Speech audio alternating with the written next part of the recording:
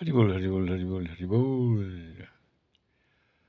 Vanchikalpatarubhyascha kripasundabhye vajapatitanam pavnivo vaishnavebhyo namo namaha. So today I just wanted to talk about two qualities of a devotee. Firstly, that is peaceful, and secondly, that is self-controlled. Self-controlled. So Krishna describes in the Bhagavad Gita that these enemies, lust, anger, and greed, we should keep the doors firmly shut. They are great enemies. So we hear of many situations where people become very disturbed, very angry. They react in a very destructive way.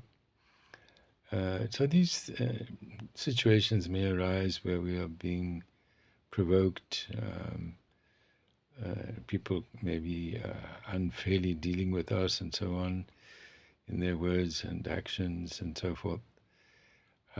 So we cannot control that. We cannot control that. This is part of our journey. But what we can learn is we can learn to be self-controlled, self-controlled. So it may seem impossible. The forces of anger, for instance, are so powerful, overwhelming. We think, how can I overcome these strong urges under provocation, being provoked, and so forth? But Krishna gives us the spiritual technique, and says to Arjuna also that if we practice this technique, then surely we will achieve the result of self-realization, of God-realization. And of course, as we know, the great teaching of the sage is the Mahamantra, Hare Krishna, Krishna Krishna, Hare Hare, Hare Rama, Rama Rama, Hare Hare. And as Lord Chaitanya said that his name will be chanted in every town and village. Shri Guranga, Jai Guranga, Gur Guranga Nam. Shri Guranga, Jai Guranga, Gur Guranga Nam. So, as Lord Chaitanya says, these holy names should be chanted constantly, Kirtaniya Sudahari. Of course, there are 9 processes of bhakti, Shavanam, Kirtanam, Vandanam, Smaranam, Archanam, and so forth. Any one of them, as Prabhupada says, will take us to the perfectional stage.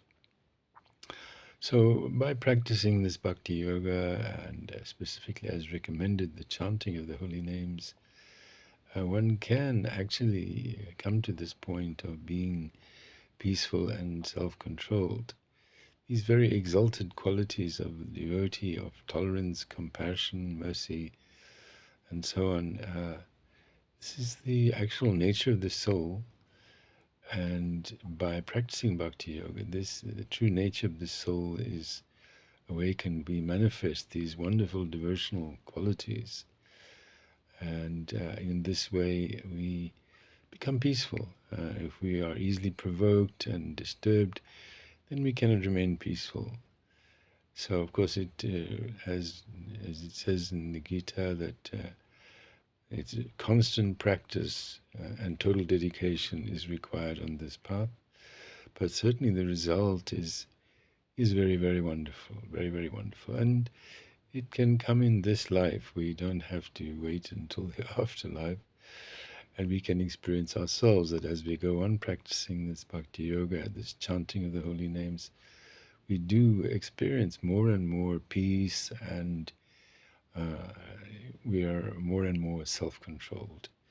And of course, self-control doesn't mean that I restrain myself, but inside I'm feeling all kinds of hostility and resentment and so forth. No.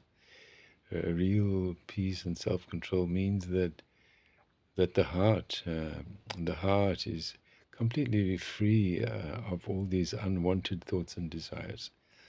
As we know, that's one of the stages on the path of devotion, anartha nivritti, where we are completely freed of all unwanted thoughts and desires.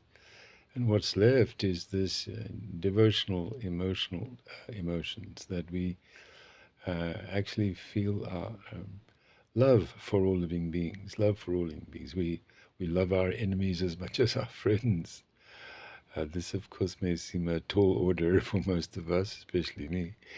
But as we practice this devotional service, and it requires serious application, we can experience that, yes, I'm becoming more peaceful, more self-controlled, and also I'm feeling very well disposed to others.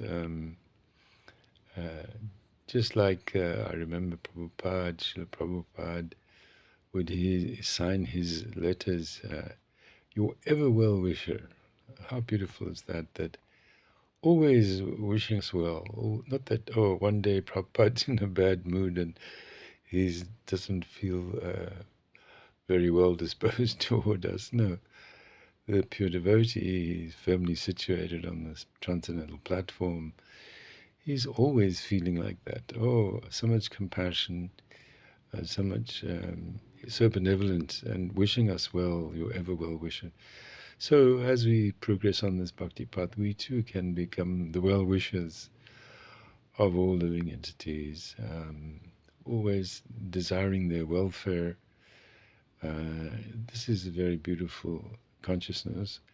And of course, the more and more people, more souls we have in that consciousness, then we have a very, very happy, peaceful, loving world. Transform this world, just like I think it's Prabhupada also talks about a spiritual revolution, a revolution in consciousness. This is required. We need a revolution, but not a, how can you say, mundane, violent revolution, but a revolution in consciousness, a revolution in the consciousness of the society. And this will bring about a very, very loving, happy world for all of us. So wishing everyone peace and self-control on the path of devotion.